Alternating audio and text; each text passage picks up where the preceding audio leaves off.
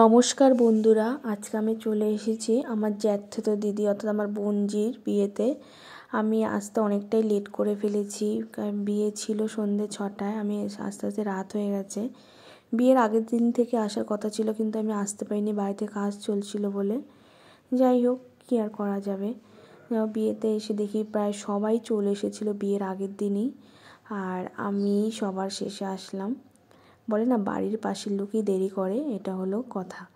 এখানে এসে দেখি আমার সব দিদি বৌদি, আমার সেই জ্যাঠতো দিদি বৌদিরা, তার দিদির মেয়েরা সবাই মিলে দাঁড়িয়ে গল্প করছে।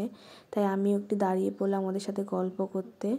আর অনেক দিন পরে সবার সাথে দেখা হয়েছে, আমার তো খুবই ভালো লাগছে, খুবই আনন্দ লাগছিল যে সবার সাথে একটু গল্প করছি। আর এই হলো আমার বৌমনি আর দাদা, ওরও বিয়ের দিনই এসছে, আগের দিন ডিউটি ছিল তাই আসতে পারিনি, কিন্তু আমার দাদা হাই করে দিল তোমাদের।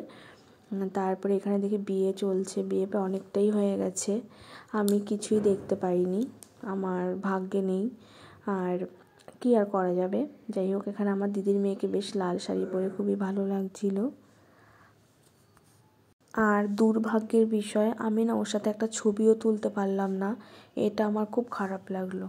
আমি ওর সাথে একটু ছবি তোলার সুযোগই পেলাম না। তারপরে চলে আসলাম আমি এখানে একটু কফি খেতে, বাইরে একটু ঠান্ডা ঠান্ডা ভাব ছিল, যেহেতু আমি মোটর সাইকেলে গেছিলাম তাই বেশ ঠান্ডা লাগছিলো, তাই একটু কফি খেয়ে নিলাম। আর এখানে আমার জামাইবাবুরা আমার সাথে মজা করছে, আমি ছোট শালি বলে কথা, তাই মজা তো করবেই। আর এখানে কফির সাথে একটু পকোড়াও খেয়ে নিলাম। আর কোল্ড ড্রিঙ্কস ছিল, কিন্তু আমি খাইনি, আমার একটু ঠান্ডা লেগেছিলো বলে কোল্ড ড্রিঙ্কস তাই অ্যাভয়েড করলাম। এখানে এসে আমি আবার একটু বিয়ে দেখলাম, আর সবার সাথে আবার একটু গল্প করলাম। আমার এখানে পিসি, জ্যাঠা, বড় মা সবার সাথে গল্প করছিলাম। আমার জ্যাঠা একটু অসুস্থ হয়ে পড়ছিল, কারণ সে বর আনতে গেছিলো তাই গাড়িতে করে, তাই একটু অসুস্থ হয়ে পড়েছে।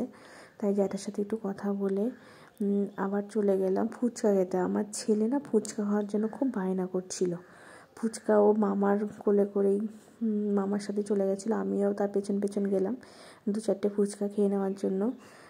এই দাদাটা খুব ভালো ফুচকা তৈরি করে, আমাদের বাড়ির পাশেই বসে, তো মাঝে মাঝে এখান থেকে খাই, কিন্তু আজকে আমি 2-4টের বেশি খাইনি, কারণ অনেকটা রাত হয়ে গেছে, ফুচকা খেলে আর ভাত খেতে পারবো না। ফুচকা খেয়ে সোজা চলে গেলাম ওপরে খাওয়ার ঘরে খেতে বসে পড়েছি। আমার দিদিও আমার সাথে বসেছে, আমার জ্যাঠার মেয়ে, জ্যাঠতো দিদি, তারপর তার ছেলে, তাদের সাথে খেতে বসে পড়েছি। খেয়ে দিয়ে সোজা নিচে চলে গেলাম। নিচে গিয়ে আমার ছেলে তো মামা পেলে আর কিচ্ছু লাগে না, তার মা কোথায় বাবা কোথায় তার কোনো খবর থাকে না। এখানে এসে দেখি বিয়ে শেষ হয়ে গেছে, শুধু বাসি বিয়ে অর্থাৎ সিঁদুরদান হলেই হয়ে যাবে, তাই ওদের একটা ঘরে বসিয়ে রেখেছে। আর এখানে কিছু ছবি তুললাম, সেই ছবিগুলি তোমাদের সাথে শেয়ার করছি, কারণ সবাইকে তো আমি ভিডিওতে আনতে পারিনি। তাই এই হলো আমার এক বড় বৌদি, আমাদের ফ্যামিলিতে আমার যে বর দাদা তার বউ, আর এই যে আমার ছেলে এখানে বসে বসে পকোড়া খাচ্ছে। আর এই হলো তো আমার বৌমণি, আর এই আমার দাদার সাথে আমার ছেলে বসে ছবি তুলেছে। আর এই হলো আমার দিদির মেয়ে, যার বিয়ে হয়েছিল, খুবই সুন্দর লাগছিল বেনারসিটা পরে। আর এই হলো মাঝখানে যে সেই দিদি, জ্যাঠতো দিদি, যার মেয়ের বিয়ে।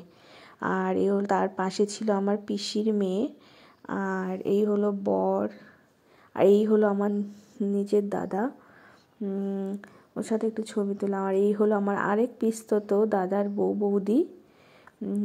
তারপরে এখানে আমার সব পিস্তত দাদার ছেলে, আমার জ্যাঠতো দিদির ছেলে, ওদের সাথে আমার ছেলে একটু ছবি তুলছিল।